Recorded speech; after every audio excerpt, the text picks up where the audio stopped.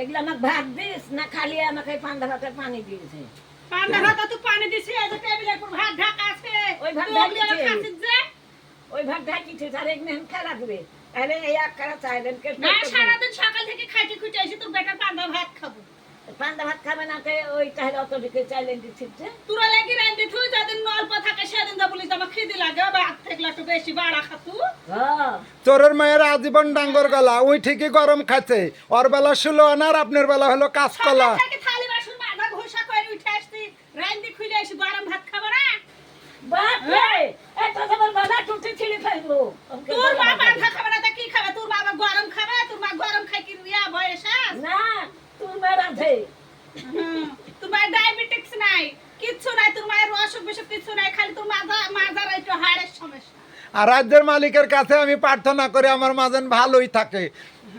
আর তোর ধর পড়ি হয় না আর আমার যে মাঝে গায়ের বেদনা, শরীরের বেদনা, চলতে পারিনি তো তেল মাস। তেল দিয়ে একটু ডয়েলি দিস তো কুদরত ভাই, মাজা টাজা মানুষ দি ডয়েলি নিলে তো তুই তো সহ্য হবে না, তুই ডয়েলি দিস আয়।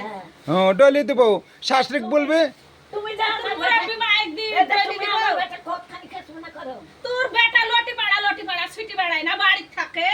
তুইও যাস লোকটি করে তোর বেটা ডাকিলি যা, সে তুইও তো তো যায়। যাস আমার বেটা তো যা তোর বেটা দিয়ে ডয়েলি নিব সাঁঝের বেলা। লিসিং দে আমি আজীবনেও ডলি দিব না। তুই কোন ঠায় যাস তাই দেখছে, হয় সিকি ছিড়বে না হলে বাহু কি ভাঙবে। হ্যাঁ আমারও আজ হয় সাপি মরবে না হলে লাঠি ভাঙবে।